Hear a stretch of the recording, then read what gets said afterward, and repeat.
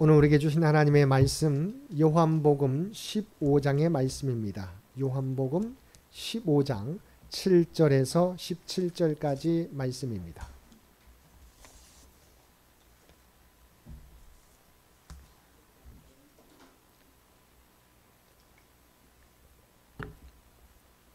요한복음 15장 7절에서 17절까지 우리 한 절씩 교독합니다.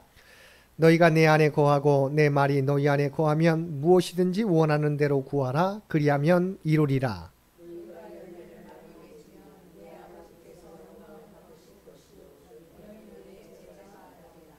아버지께서 나를 사랑하신 것 같이 나도 너희를 사랑하였으니 나의 사랑 안에 거하라.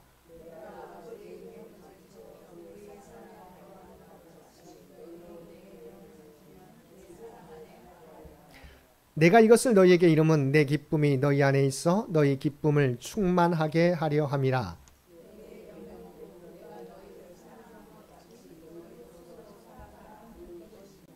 사람의 친구를 위하여 자기 목숨을 버리면 이보다 더 큰 사랑이 없나니.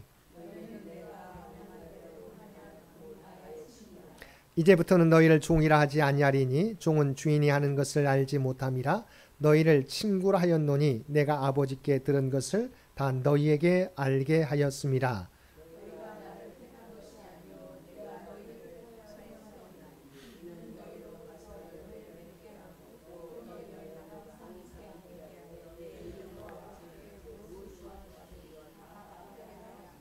함께 읽겠습니다. 내가 이것을 너희에게 명함은 너희로 서로 사랑하게 하려 함이라.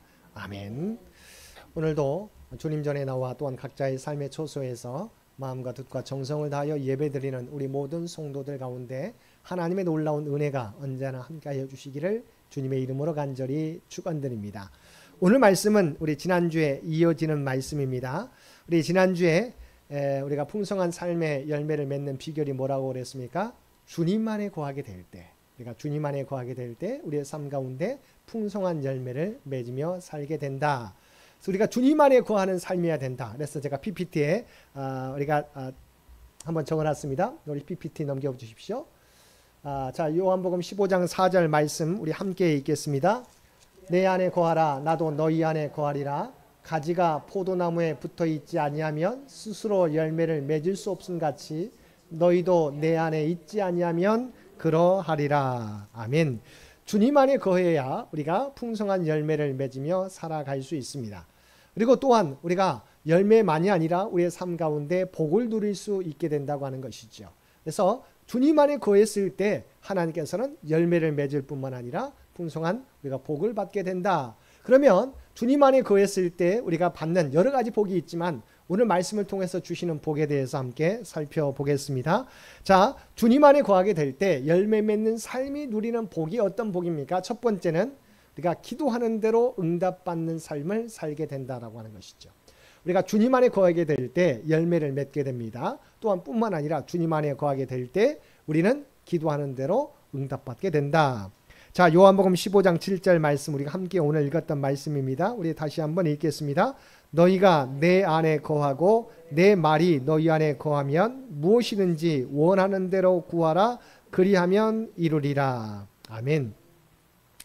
우리가 기도의 응답에 대해서 우리가 여러 가지도 우리가 잘 알고 있지 않습니까? 이 응답의 여러 가지 방법, 응답의 여러 가지 종류들 바로 들어주시기도 하고 시간을 좀 두시고 나중에 들어주시기도 하고 때로는 이게 뭡니까? 하나님의 뜻이 아니면 우리의 기도를 바꿔주셔서 하나님의 뜻대로 기도하게 하셔서 응답받게 한다. 그래서 겉으로 보게 되면 내 기도가 응답받지 않은 것처럼 느껴지지만 하나님께서 내 기도 처음의 기도를 바꾸어 주셔서 하나님의 뜻대로 기도하게 하는 것이죠. 그래서 응답받게 하는 것이죠. 그런데 중요한 부분은 응답받는 비결이 어디 있어요? 내가 너희 안에 우리가 주님 안에 거할 때라고 말씀해 주고 있어요. 다시 한번 반복하게 되면 무엇이든지 원하는 대로 구하라. 그리하면 이루리라고 말씀해 주고 있는데 그 앞에 뭐예요? 너희가 내 안에 거하고 내 말이 너희 안에 거하게 될 때 너희가 무엇이든지 원하는 대로 구하라. 그리하면 이루게 된다고 말씀해 주고 있는 것이죠. 우리의 많은 사람들이 기독교인들이 기도에 대해서 너무도 기도의 중요성에 대해서 잘 알잖아요. 근데 기도하다가도 우리가 멈출 때가 있어요. 왜 그렇죠? 내가 기도해봤는데 기도가 잘 이루어지지 않더라, 응답되지 않더라 라고 하는 현실적인 우리의 삶의 결과 때문에 그렇죠. 근데 중요한 부분 아까 말했던 것처럼 하나님의 때 있을 때는 바로 응답해 주시기도 하는데 뭐예요? 하나님 아직 때가 아니면 우리가 말했잖아요. 우리가 과일이 우리가 열매를 따먹게 될 때 처음에는 바로 뭡니까? 열리자마자 다 성숙해지나요? 아니잖아요. 정말 감이 열릴 때도 처음에는 파랗다가 점점 더 우리가 익어져 가는 거죠. 마찬가지입니다. 하나님께서 우리의 기도에 응답해 주실 때도 시간이라고 하는 여러 가지 또한 환경이라고 하는 것이 또 이미 갖추어져야 된다는 거죠. 무르익어야 된다는 거죠. 그랬을 때 하나님께서는 때가 되면 이루어 주실 때가 있다는 거죠. 그렇기 때문에 우리는 내가 기도했다고 해서 응답해 주신다고 해서 왜 응답해 주시지 않는가라고 생각해서는 안 된다는 것이죠. 하나님의 때를 기다릴 수 있어야 된다고 하는 것이죠. 더 중요한 것은 주님 안에 거할 때라고 하는 거죠. 주님 안에 거할 때 우리가 무엇이든지 원하는 대로 응답받게 된다. 여기서 가장 중요한 것은 우리가 주님 안에 거할 때예요. 왜냐하면 여러분 우리 자녀들이 어떻습니까? 처음에는 부모님한테 어릴 때부터 구하잖아요. 근데 이제 아이가 우리 자녀들 자라가다 보면 어릴 때 구했던 것과 성장했을 때 구하는 것이 조금은 바뀌어지는 게 있어요. 그러지 않습니까? 어릴 때는 무조건 자기가 필요한 것만 구할 때가 있어요. 그런데 성숙해지면 이제 나중에 이제 어른이 되면 어떤 마음까지 품게 됩니까? 부모님의 마음까지 이해하게 돼요. 그래서 사실은 부모님이 원하는 또 부모님이 가능한 것들을 구하게 되고 부모님을 위해서 더 구하는 경우가 많다고 하는 거죠. 마찬가지죠. 우리가 주님 안에 구하게 되면 어떤 변화가 일어나게 되냐면 처음에는 우리의 믿음이 연약해졌을 때는 내가 원하는 것만 구할 때가 있어요. 근데 우리의 믿음이 성숙해지면 주님 안에 거하며 살게 되면 어떻게 됩니까? 내가 이제 주님의 마음을 이해하고 주님의 마음에 따라서 구할 때가 있는 것이죠. 마찬가지입니다. 그래서 주님 안에 거한다고 하는 게 너무나 키포인트예요.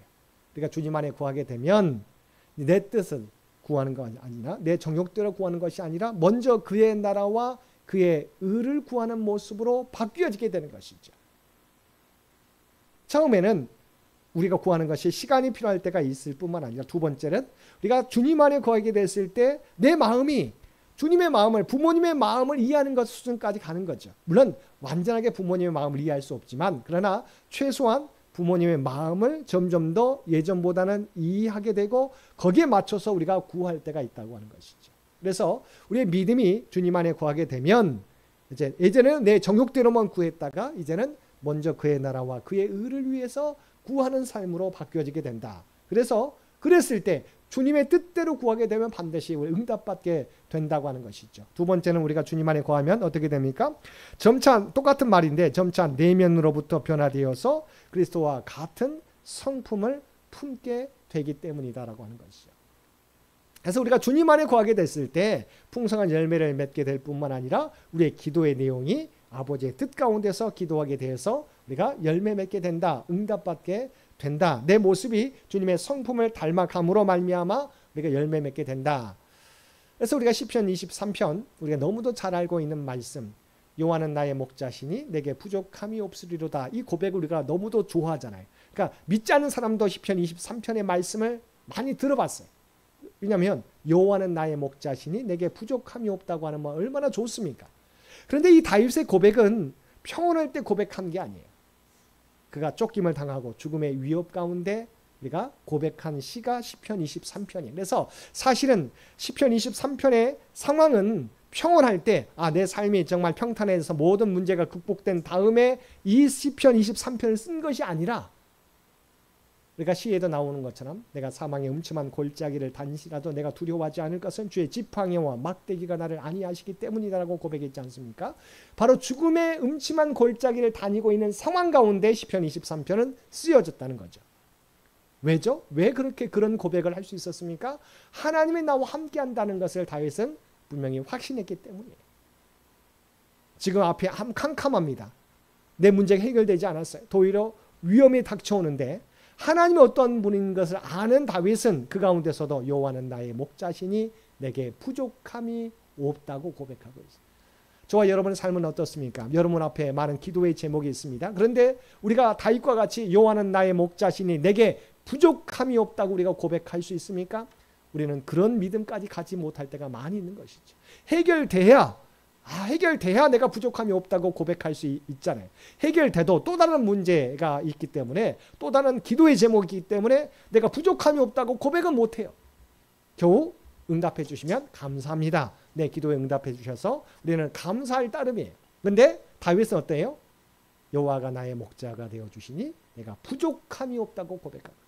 현실은 죽음의 위협 가운데 있는데 하나님이 나의 목자 되심을 분명히 고백하게 될 때 다윗은 두려워하지 않게 되고, 하나님이 나의 목자가 되어주시기 때문에 분명히 지금은 고난이지만, 그러나 고난으로 끝나는 인생이 아닌 것을 다윗은 알고 있는 거예요. 확실한 믿음이죠. 전혀 의심하지 않는 믿음이에요. 하나님이 나와 함께 하심을 믿는 사람의 기도가 바로 이와 같다는 거죠.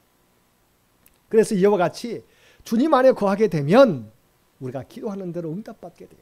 결과적으로 다윗은 어떻습니까? 모든 위협 가운데 그 위협을 뛰어넘어서 바로 위대한 이스라엘의 왕이 되었다고 하는 것이죠.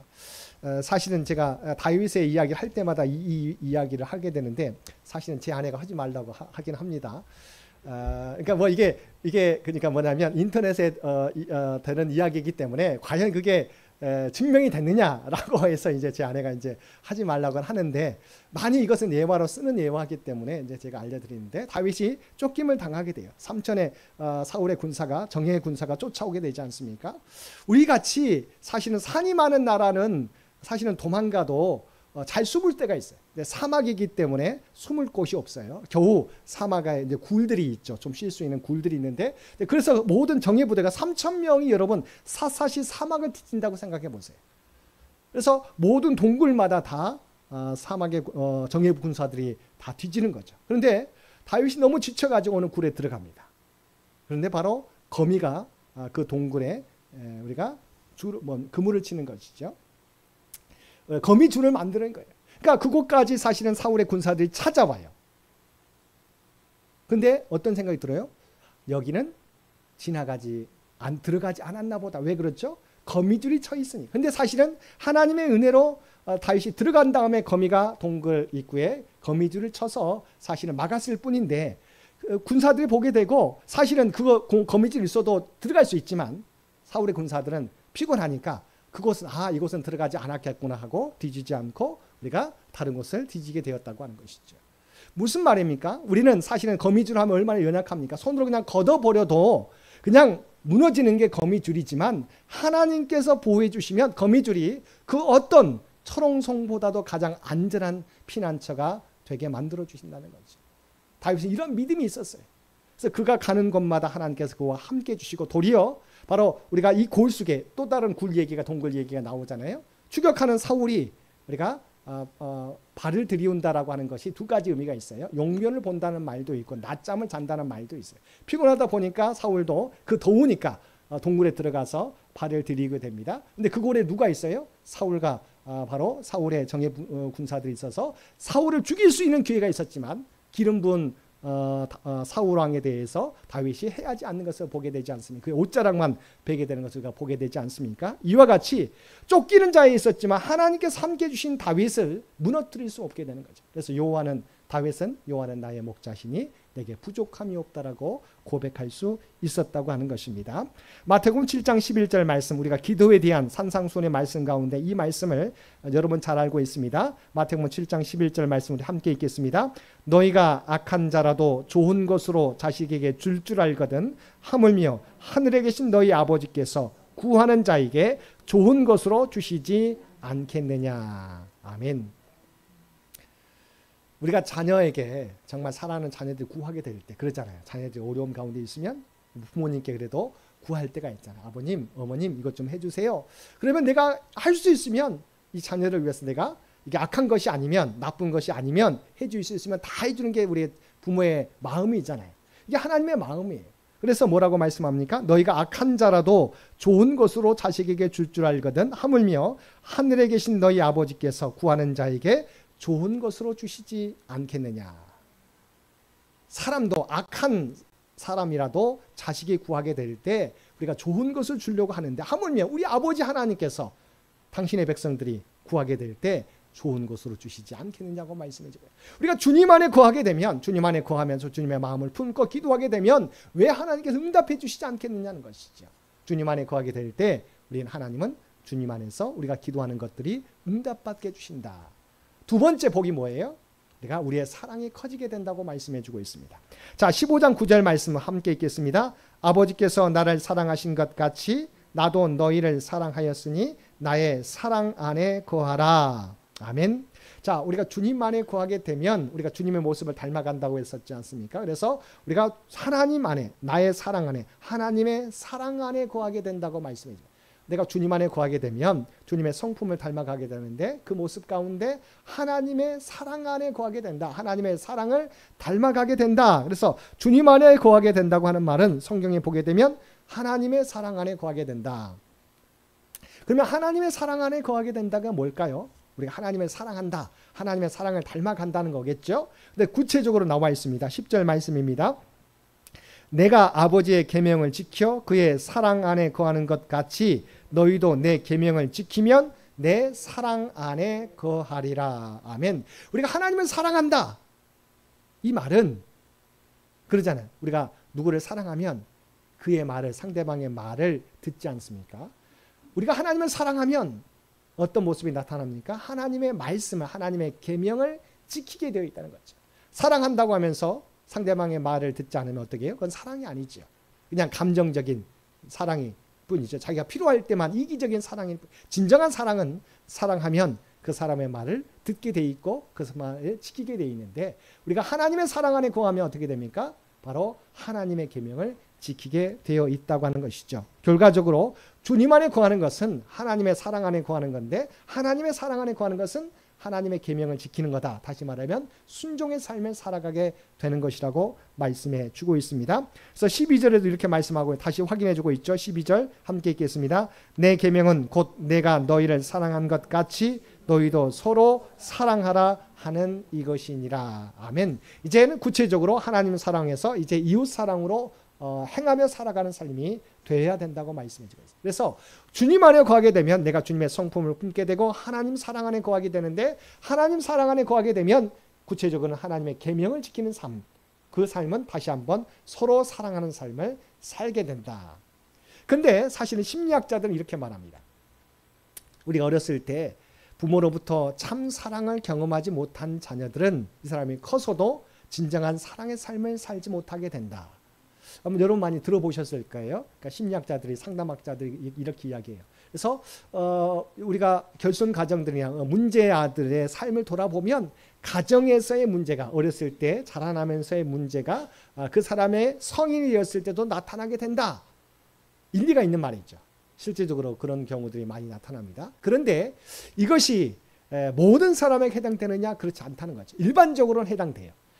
진정으로 어렸을 때부터 사랑과 신뢰를 받지 못하고 자라가다 보면 이것이 성인이 되었을 때도 반드시 문제가 나타나게 된다는 거죠. 그래서 가정의 교육이 어렸을 때 가정으로부터 신뢰, 최소한 가정으로부터 일어나지 않으면 교회 공동체나 사회 공동체, 학교 공동체로서 그것이 채워졌을 때야 이 사람이 온전하게 자라게 된다는 거죠. 그래서 어떤 경우는 가정은 불우한데 그러나 사랑의 친구들, 좋은 친구를 만나서 아니면 학교 좋은 선생님을 만나서 사랑을 받고 신뢰를 받음으로 온전하게 거가는 사람도 있어요. 그렇지 않습니까? 더 놀라운 것은 비록 그런 어떤 사랑의 빈곤 가운데 살아갈지라도 하나님의 사랑을 경험한 사람은 바로 사랑의 삶을 살 수 있게 된다고 하는 거죠. 왜냐하면 우리 주님께서, 우리 하나님께서 우리를 구원하기 위해서 독생자 예수님을 십자가에 내어주셨잖아요. 이 사랑의 은혜를 우리가 경험하게 되면 하나님께서 나를 사랑하시는구나. 하나님이 나와 함께 하시는구나. 세상 사람도 나를 인정해 주지 않는데, 내 부모님도 나를 인정해 주지 않았는데 하나님께서 나를 위하여 십자가에 독생자 예수님을 보내주셨다고 하는 것을 깨닫게 될 때 그 사랑의 삶을 살아갈 수 있게 된다는 거죠. 그러니까 상담학자들이 틀린 것이 아닙니다. 일반적으로는 그렇지만 그러나 하나님의 사랑을 경험하게 되면 하나님의 사랑의 열매를 맺을 수 있게 될 수 있다고 하는 것이죠. 그래서 주님 안에 거하게 될 때 우리가 사랑의 삶을 실천하며 살아갈 수 있게 된다라고 하는 것이죠. 세 번째는 어떻습니까? 우리의 기쁨이 충만해진다고 말씀해 주고 있어요.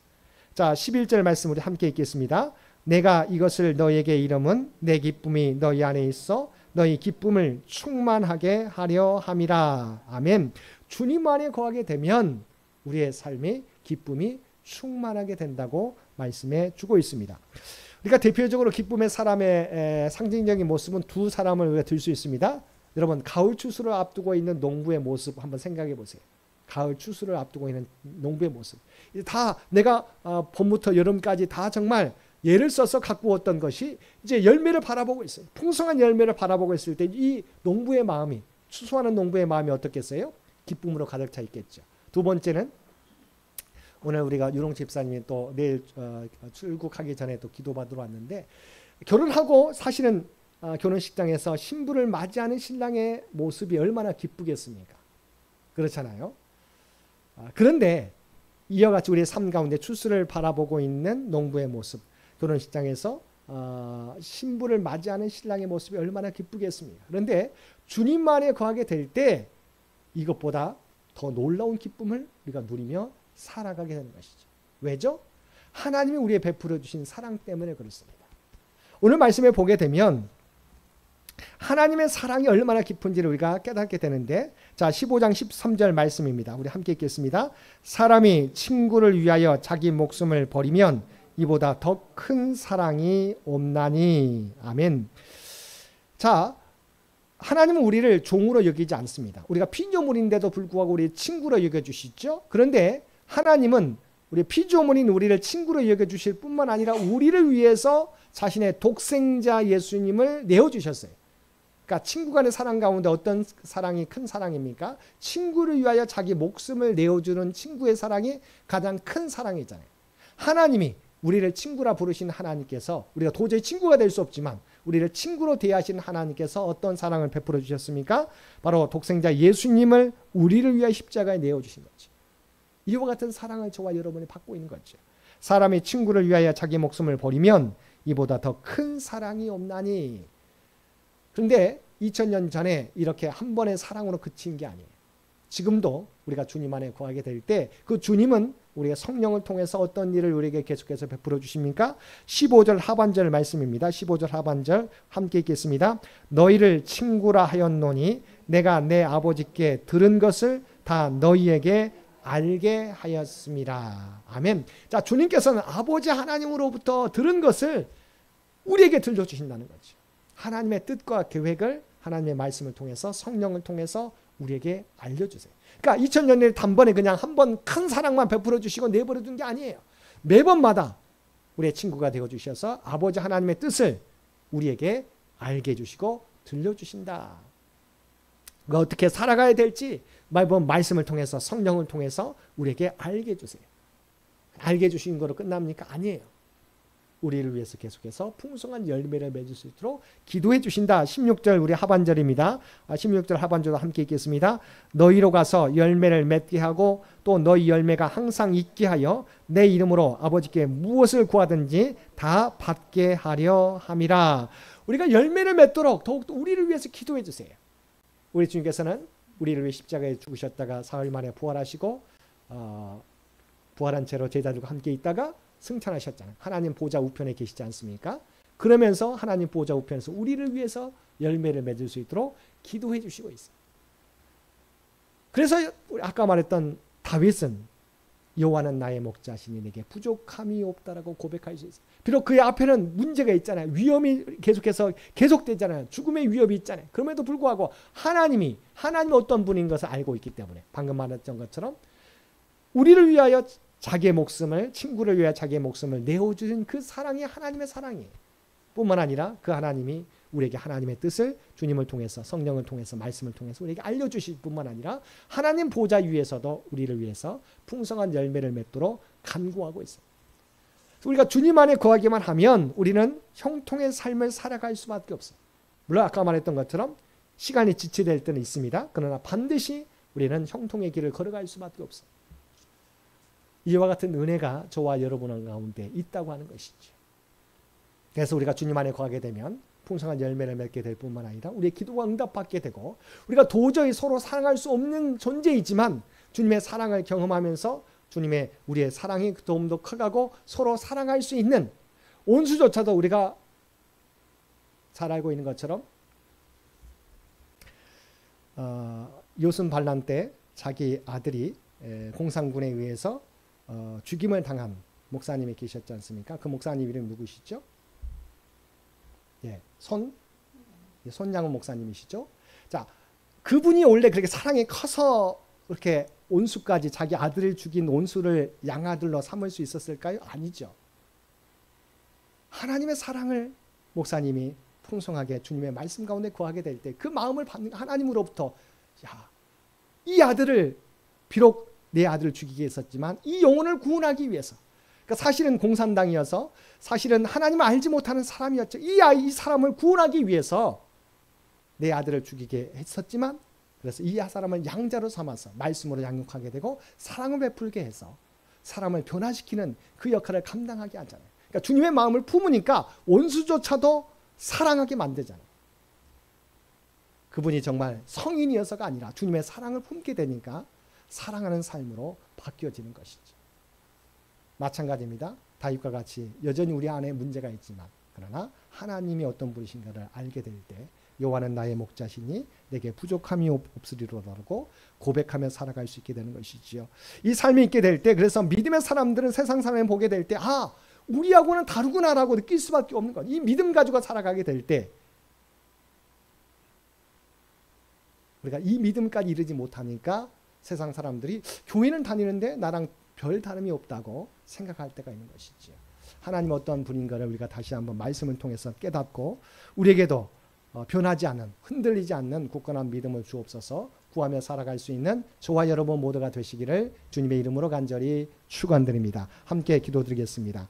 사랑과 은혜가 충만하신 아버지 하나님, 오늘 우리에게 주신 말씀을 통해서 주님 안에 거하게 될 때 우리가 누리는 복이 어떤 복인지 다시 한번 깨닫게 해주시니 진심으로 감사드립니다. 하나님이 어떠한 분이신지를 다시 한번 깨닫게 해주시옵시고 주님 안에서 참 자유와 평안과 기쁨을 누리며 살아갈 수 있는 우리 모두가 되게 하여 주시옵소서. 세상 사람들이 우리를 보게 될 때 정말 주님을 믿는 사람들은 정말 다르구나 라고 하는 아버지 하나님, 정말 그들의 입술을 통해서 고백되어지는 구별된 삶을 살아갈 수 있는 우리 모두가 되게 하여 주옵소서. 이 모든 간구 우리를 구원하여 주신 예수님의 이름으로 간절히 기도드리옵나이다.